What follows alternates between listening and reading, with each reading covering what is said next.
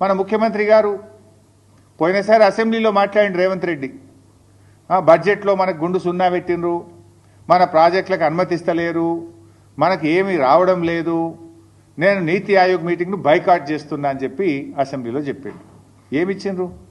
నువ్వు కట్టమన్న మూసీ సుందరీకరణకు ఇదివరకు defence land రాలే, మూసీ సుందరీకరణ ప్రాజెక్టుకు ఇప్పటికీ అదేది వరల్డ్ బ్యాంక్ నుంచి అప్పు తెస్తామంటే ఫైల్ రిటర్న్ కొట్టిండ్రు. ఏది నీ మెట్రో రైలుకి ఇంతవరకు అనుమతి వచ్చింది లేదు. నువ్వు ఆ రోజు బడ్జెట్లో అయితే గుండు సున్నా, నువ్వే నీతి ఆయోగ్ మీటింగ్ బహిష్కరిస్తా అన్నాడు. మరి నిన్న నేను పొద్దుగాలనే అందరికంటే ముందు పోయి కూర్చున్నాడు. నిన్న నీతి ఆయోగ్ మీటింగ్లో అందరికంటే ముందు పోయి రేవంత్ రెడ్డి రాత్రే పోయిండు, పొద్దుగాల ఫస్ట్ కూర్చున్నాడు, మంచి రాముడు మంచి బాలు లెక్క కూర్చున్నాడు. నేను అనుకున్నా దీని గురించి మాట్లాడతాడేమో, ఈ గోదావరి బంకచెర్ల ప్రాజెక్టును గట్టిగా ఎదిరించడానికే పోయిండేమో, నిలదీయడానికే పోయిండేమో ప్రధానమంత్రిని అని నేను అనుకున్నా. కానీ చూస్తే అసలు ఈ ప్రాజెక్టు గురించి మాట్లాడిన సందర్భం కూడా లేదు.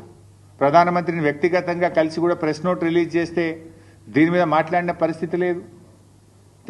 ఏం జరుగుతూ ఉంది? రేవంత్ రెడ్డి మాట్లాడాడు, ఉత్తమ్ కుమార్ రెడ్డి అయితే అసలే మాట్లాడాడు. ఏం చేస్తున్నట్టు? నీటిపారుదల శాఖ మంత్రి ఏం చేస్తున్నట్టు, ముఖ్యమంత్రి ఏం చేస్తున్నట్టు? ఈ రాష్ట్రానికి ఇంత తీవ్రమని నష్టం జరగబోతా ఉంటే ఎందుకు స్పందించరు?